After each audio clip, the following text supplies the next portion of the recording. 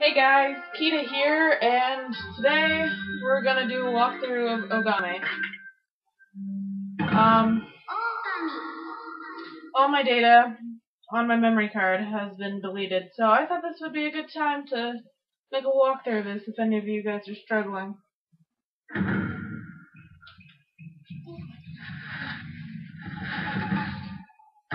Story.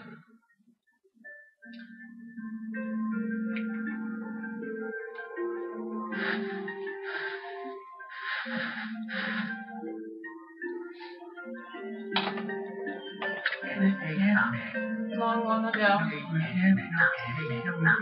a tiny hamlet known as Kamiki. Sorry, I'm terrible at pronunciation. Kamiki lay nestled in a grove of proud and beautiful cherry blossoms.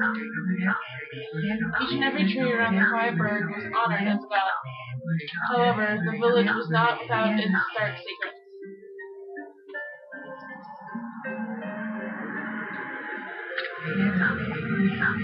To sedate the appetite of Orochi, fearsome cave-dwelling bees, a young maiden was offered as a sacrifice at the annual festival. With a body like a mountain, and 8 heads mounted on necks of the size of tree trunks, its blood-red eyes alone were said to curse anyone who gazed into them. No one dared disobey the horrific beast.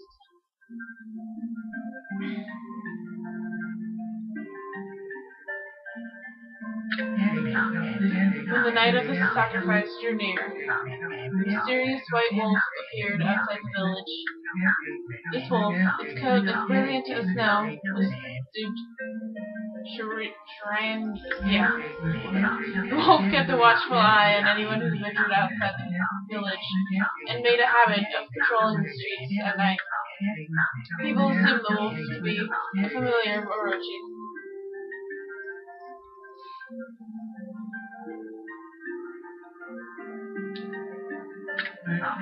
One villager took it upon himself to face the fearsome tree. The warrior Nagai attempted many times to challenge the wolf, but his attempts were thwarted by Shunya's swift movements.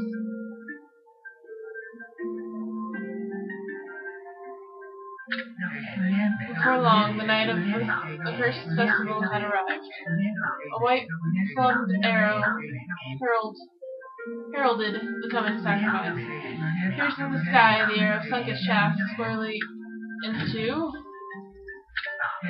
the home of Nami, the village's most beautiful maiden. Nagai, harboring a secret love for Nami, was enraged by this sign. Determined to put an end to Orochi once and for all, Nagai traveled to the beast's cave in quest of his beloved.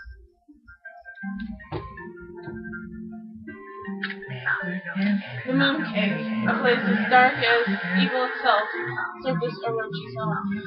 As Nagai stood bravely before the entrance, a beast appeared, eyes glowing crimson upon 8 thrashing necks. Orochi stood tall before him, anxious for another sacrifice. Nagai leapt with incredible grace, swinging his blade valiantly.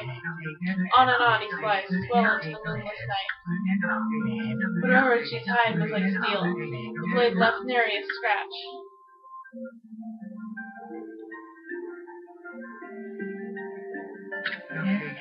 At long last, Nagai, his energy spent from the intense battle, dropped to his knees, fatigued and gasping for breath. He knew he was staring death in the face. It was then that the wolf appeared. As if to protect Nagai, it stood its ground before Orochi. In the darkness of the cave, the wolf's coat shone brilliantly. Alas, Shunya, the wolf had dwelled outside the village. Bearing its fearsome claws, left towards Orochi. Orochi reared its terrifying head, readying its fangs for battle. The 2 beasts struggled, wildly thrashing in the darkness.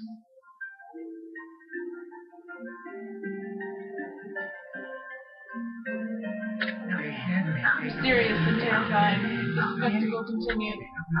Shunya summoned gusts of divine wind to counter Orochi's flames.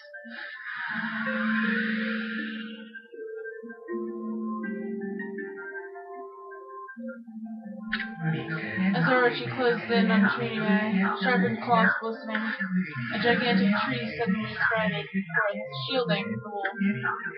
Trinidad fought gallantly to gain the upper hand. However, Orochi, protected by a mystical power, was not easily bested. Trinidad, covered in gashes, majestic coat dyed crimson, stood exhausted before the mighty Orochi.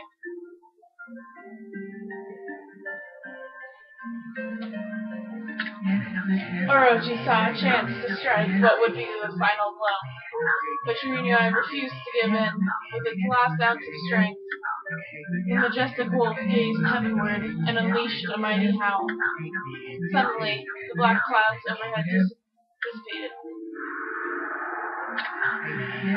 Light from above glinted off Nagai's sword as a beacon of hope.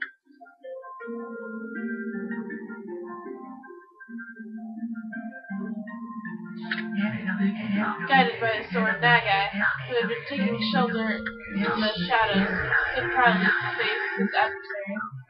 Channeling all his strength into his scarred and battered arms, he leapt ferociously toward Orochi, his sword poised high. The golden sword danced in his hands like a puppet on a string. One by one, Orochi's fearsome heads separated from their owner.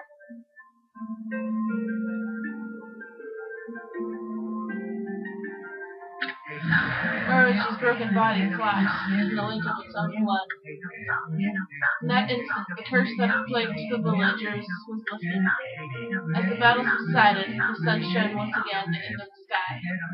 Trinidad had succumbed to Orochi's poison and struggled to breathe. Nagai skipped the beast into his arms and returned to Kamiki.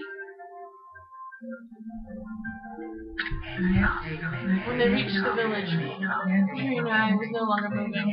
The village elder gently stroked the wolf's head. In response, Trinidad let out a hoarse and pitiful bark, then closed its eyes and drifted off as if into a slumber.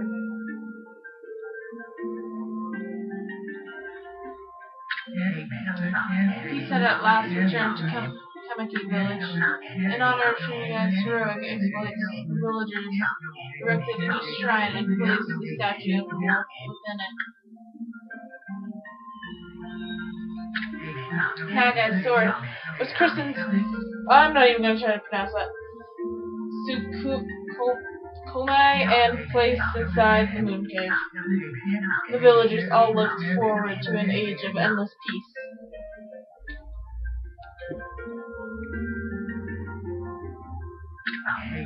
However, this is not the end of the story.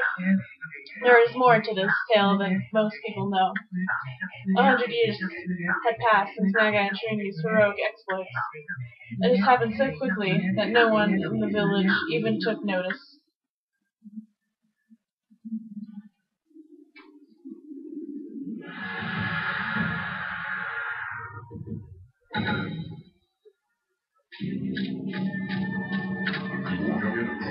This is the legendary sword.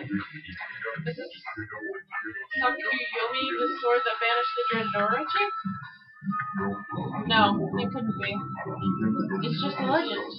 Nothing but a fairy tale.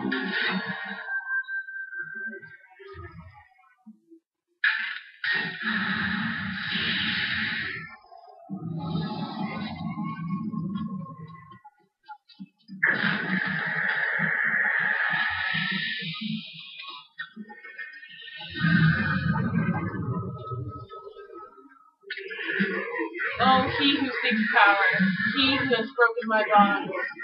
Speak the words, I wish darkness unto the world. Utter that prayer to me, and unleash my power.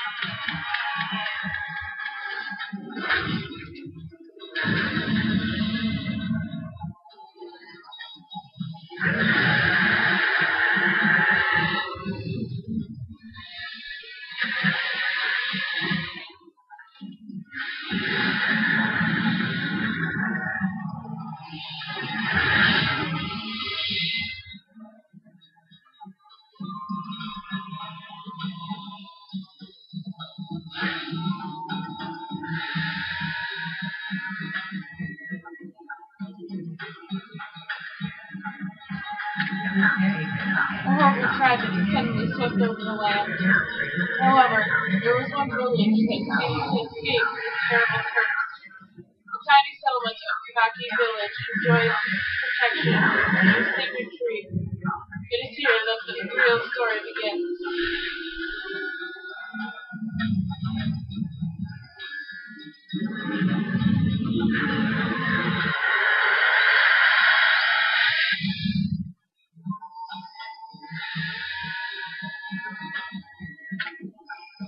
What sprite Sakio? How troublesome. This is just like the ancient prophecy of doom. What has transpired to bring about such calamity? We must act quickly. There is no time to lose. My power has diminished over the years I've spent protecting this area. I don't have much time left in this world. Amadashu, now is the time. We have never needed your power more. Shine your divine light upon this broken and polluted world. Let your heavenly rays become our hope as you guide us all.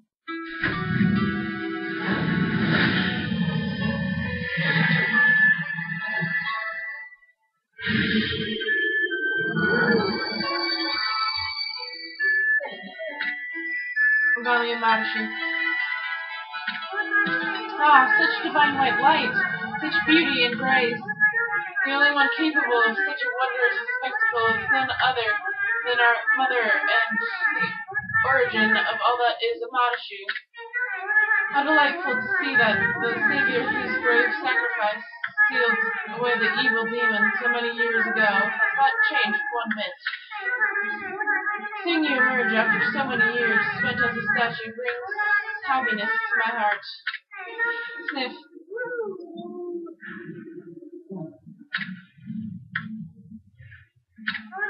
Amadashu, gaze above you and take in the condition of the sky.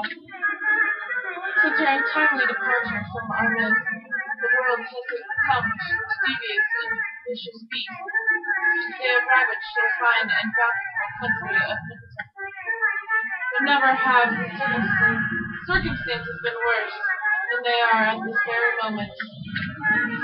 Please use your powers to banish the darkness and punish those who would do us harm. Eh? What's this? Has something stolen its way into my robe? Ho ho ho.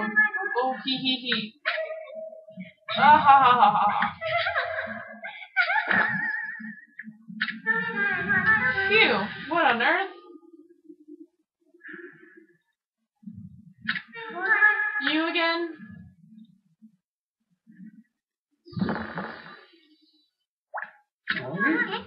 Ow, ow, ow, ow, ow! Are you nuts? Boy, for a little thing, you sure make a big fuss.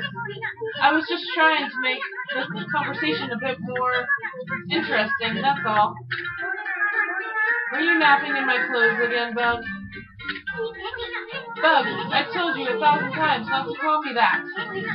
I'm a wandering artist. My name's Ishin. Wandering artist. Ishin. I'll show you just how great I am, and it won't be long until you're bowing before my great brush.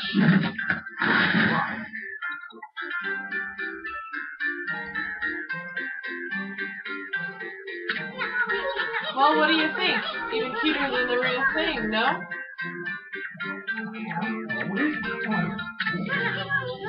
What's with you, Furball? You look kinda down in the dumps. Actually, you look kind of familiar. Got it, you look just like that statue of Shreenui. Whoa, what do you think you're doing? Are you crazy? A handsome guy like me should never be covered in wolf slobber. You'll regret messing with the great Ushin. Don't make me use my prized sword. Then comment a bit on it.